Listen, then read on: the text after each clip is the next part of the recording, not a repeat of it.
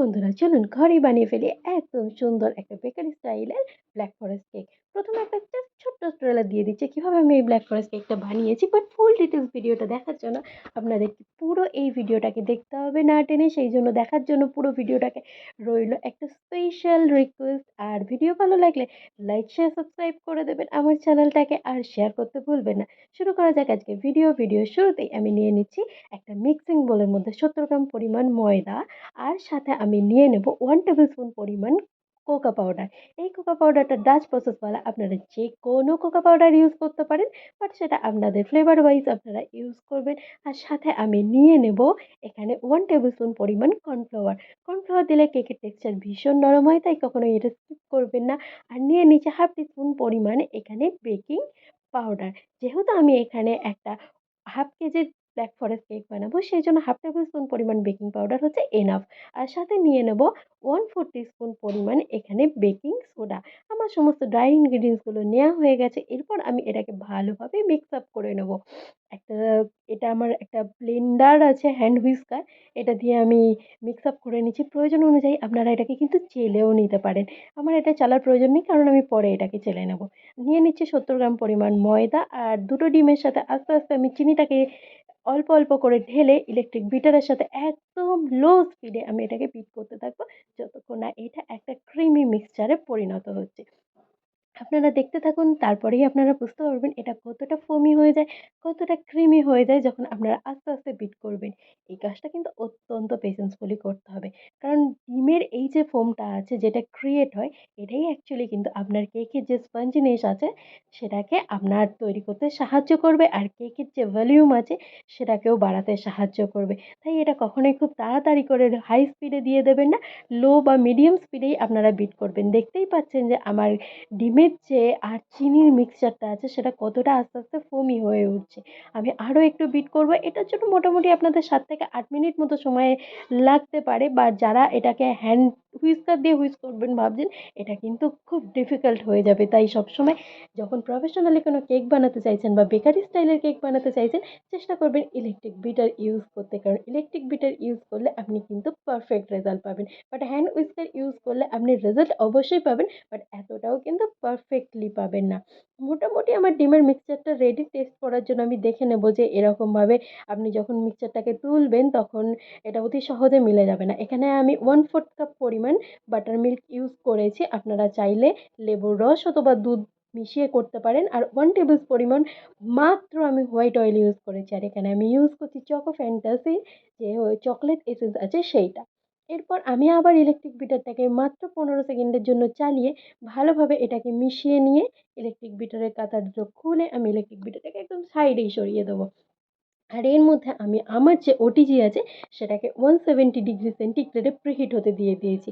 আর যে ড্রাই ইনগ্রিডিয়েন্টসগুলো আমি আলাদাভাবে রেখে দিয়েছিলাম সেগুলো একটা চালনির সাহায্যে চেলে হ্যান্ড হুইস্কার দিয়ে খুব লাইটলি আমি কেকের যে ফোমটা আছে সেটার সাথে আমি মিক্স করে নেবো। অ্যাকচুয়ালি ডিমের ফোম, ভুল করে বলে ফেলেছি কেকের ফোম, ক্ষমা করে দেবেন।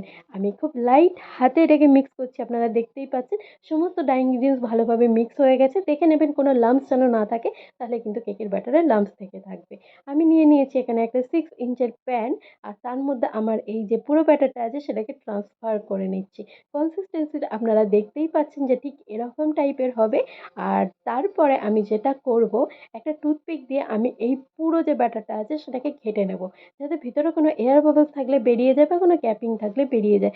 আপনারা এটাকে কিন্তু গ্যাস ওভেনেও বেক করতে পারেন বা মাইক্রো ওভেনেও বেক করতে পারেন। গ্যাস বা ওটিজিতে আপনারা পারফেক্ট রেজাল্ট পাবেন। কেক বেক হয়ে রেডি হয়ে গেছে। আমি মোল্ড আউট করে এটাকে 3টে লেয়ারে ভাগ করে নেব। আপনারা চাইলে 2টো লেয়ারেই ভাগ করে নিতে পারেন বা 4টে লেয়ারেও ভাগ করে নিতে পারেন। বাট যেহেতু আমি এখানে বানাবো একটা 1 পাউন্ডের কেক, সেই জন্য এটাই যথেষ্ট। নিয়েছি চেরি সিরাপ, আর ক্যান্ড চেরি ইউজ করছি আমি এক্ষেত্রে। প্রথমে আমি আমার বেসে ক্রিম লাগিয়ে নিয়ে যে চেরি সিরাপটা আছে সেটাকে আমি ইউজ করছি। অ্যাকচুয়ালি ব্ল্যাক ফরেস্ট কেকে চেরি সিরাপ ইউজ করা হয়। অথেন্টিক্যালি ব্ল্যাক ফরেস্ট কেকের মধ্যে চেরির এক ধরনের লিকার হয়, সেটা ইউজ করা হয়। বাট আমরা অথেন্টিক্যালি কিন্তু কেউই বানাই না এখানে। বাট আমরা যেটা বানাই সেটা হচ্ছে ইন্ডিয়াতে এরকমভাবে হোয়াইট ক্রিম আমরা লাগিয়ে নিয়েছি। ভালোভাবে বেসের মধ্যে আমি চেষ্টা করি একটু কম ক্রিম লাগাতে। এখানে আমি ব্যবহার করছি কিন্তু ট্রপোলাইটের ক্রিম। আপনারা আমার আগের ভিডিওতেও দেখতে পারেন আমি ট্রপোলাইটের ক্রিম কিভাবে তৈরি করি কেক বানানোর ক্ষেত্রে। দিয়ে দিচ্ছি এখানে চেরির পিসেস আর অল্প পরিমাণে এখানে চকলেটের গুঁড়ো। এই চকলেট গুঁড়োগুলো আমি স্ক্র্যাপারের সাহায্যে চকলেট কম্পাউন্ড থেকে স্ক্র্যাপ করে নিয়েছি। তারপরে আমার সেকেন্ড লেয়ারটা রাখছি। আবার সেম প্রসেস আমি রিপিট করছি। চকলেট সিরাপ আর সরি চেরি সিরাপ আমি এখানে লাগিয়ে দিচ্ছি।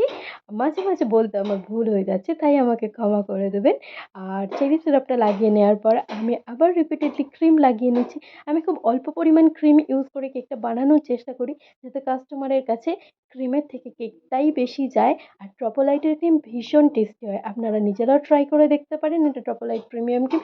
যেকোনো বেকারি শপে আপনারা কিন্তু এটা পেয়ে যাবেন, বা অনলাইনেও অর্ডার দিয়ে নিতে পারেন, বা অনলাইনে অর্ডার দেওয়ার ক্ষেত্রে এই ধরনের ফ্রোজেন আইটেম পাওয়া খুব প্রবলেম হয়ে যেতে পারে। বাট আপনারা যেকোনো বেকারি শপ থেকে নিলে কারেন্ট ডেট ওয়াইজ আপনারা নিতে পারেন। আমি চকলেটের যে ক্রাশ আছে আবার দিয়ে দিচ্ছি, দিয়ে আমার থার্ড যে লেয়ারটা আছে মানে ফাইনাল লেয়ার, সেটা দেওয়ার পরে আবার চেরি সিরাপ অ্যাড করে কেকের যে স্পঞ্জ আছে সেটাকে সোক করে নিচ্ছি। আর এই কেকটার প্রাইস আমি নিয়েছি 400 মতো। যেহেতু এটা হাফ কেজির একটা কেক, আর এতে আমি ইউজ করেছি ক্যান্ড চেরি। করন্দা চেরি যখন আমি ইউজ করি এই ধরনের কেকের প্রাইস আমি মোটামুটি 350 মতো নিই। সেক্ষেত্রে কিন্তু আমি চেরির যে টুকরো আছে সেগুলোর জায়গায় চেরি ক্রাশ ইউজ করতে পছন্দ করি। বাট এটার পুরোটাই ডিপেন্ড করে কাস্টমারের বাজেটের উপর ডিপেন্ড করে। আমি এখানে কিন্তু ফাইনাল কোটিং করছি না, জাস্ট ক্রাম কোটিং করে এটাকে আমি ফ্রিজে রেখে দেবো। ক্রাম কোটিং করলে আপনাদের ক্রিমও অনেকটা বাঁচবে, সময় অনেকটা বাঁচবে, ফিনিশিংও অনেকটা বেটার আসবে। যখন আমরা ব্ল্যাক ফরেস্ট কেক বানাবেন বা হোয়াইট কালারের যখন কেকের আইসিং করবেন চকলেট কেকের উপরে, এক্ষেত্রে এবার আমি ফাইনাল কোটিংটা করে দেওয়ার পরে আমার যে চকলেটের টুকরোগুলো আছে এই চকলেটের টুকরোগুলো আমি কি করে বানিয়েছি আপনাদের সাথে শেয়ার করে দিই। যে কোনো একটা ওএইচপি সিড নিতে পারেন বা বাটার পেপার নিতে পারেন, তার উপর মেল্টেড চকলেট দিয়ে একটা ট্রের উপর আপনার ফ্রিজে মোটামুটি 5 মিনিট মতো রেখে দেওয়ার পরে সেটাকে ক্রাশ করে নিলেই মোটামুটি এরকম ধরনের চকলেট ফ্লেক্স আপনাদের তৈরি হয়ে যাবে। এটা একটু ধৈর্য সহকারে করতে হয়, অনেকটাই বেশ টাইম লাগে। আমি তাও আস্তে, আস্তে করে আমার সমস্ত চকলেটের যে টুকরোগুলো আছে সেগুলোকে পুরো কেক পেস্টটার উপরে আমি লাগিয়ে নিচ্ছি। লাগিয়ে নেওয়ার পরে আমার যে লেফট ওভার ক্রিমটা আছে সেটা আমি ইউজ করব। এখানে আমি মোটামুটি 230 ml মতো ক্রিম বিট করে নিয়েছিলাম পারফেক্টলি আইসিং করার জন্য।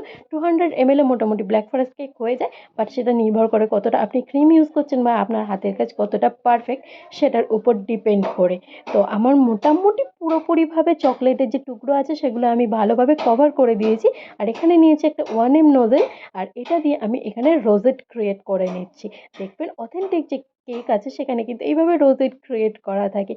আমার বা মন জিনিস বিভিন্ন ব্র্যান্ডের কেকেও এরকম থাকে আমি দেখেছি। তাই ডিজাইনটা আমি অনেকটা ওরকম করারই চেষ্টা করছি, কারণ কাস্টমারের ডিমান্ড ছিল এরকমটাই। তো আমার রোজেট ক্রিয়েট করা হয়ে গেছে পুরোপুরিভাবে। এরপর আমি অ্যাড করে দেবো এখানে উইথ স্টেম চেরিজ। আপনারা স্টেম ছাড়াও চেরি ইউজ করতে পারেন। আর এই চেরিগুলো আপনারা যখন বাজার থেকে কিনে আনবেন টিন থেকে বার করে নিয়ে একটা কাঁচের বয়ামের মধ্যে আপনারা কিন্তু পুরোপুরিভাবে ডিপ ফ্রিজে রেখে দিতে পারেন। এতে তাহলে কিন্তু আপনারা অনেক বেশি দিন অবধি এই চেরিগুলোকে প্রিজার্ভ করতে পারবেন। আর কেকের মাঝখানটা বেশ ফাঁকা ফাঁকা লাগছে, তাই আমি যে চকলেটের স্ক্র্যাপটা করে রেখেছিলাম সেটা দিয়ে আবার মাঝখানটা আমি ফিল করে দিচ্ছি। আমার কেকের যে ডেকোরেশন আছে মোটামুটি প্রায় শেষ হয়ে এসছে। কেকের ডেকোরেশনটা কেমন হয়েছে কমেন্ট করে জানাবেন। আর ভিডিও ভালো লাগলে লাইক শেয়ার সাবস্ক্রাইব করে দেওয়ার জন্য রইল একটা বিশেষ অনুরোধ। আর বেল বাটন প্রেস করতে ভুলবেন না, কারণ আমার চ্যানেলে নতুন যখন কোনো ভিডিও আসবে যাতে খুব তাড়াতাড়ি আপনাদের কাছে নোটিফিকেশন চলে যায় আর আপনারা এসে দেখে নিতে পারেন। আর ভিডিওর কোথাও কিছু যদি ভুল হয়ে থাকে সেটাও কিন্তু কমেন্ট করে জানাতে ভুলবেন না। আর এই কেকটা অর্ডার দিয়েছিল আমার একজন বান্ধবী। আর এই কেকটা তার মেয়ের বার্থডেতে অ্যাকচুয়ালি অর্ডার দিয়েছিল। আর কেকের সমস্ত রিভিউ দেখতে আমার Facebook profile Riyaz Valentino home bakery, এটা আপনারা কিন্তু ফলো করতে পারেন। সেখানেও আমার নিত্য নতুন কেকের বিভিন্ন রিলস আপলোড করা থাকে।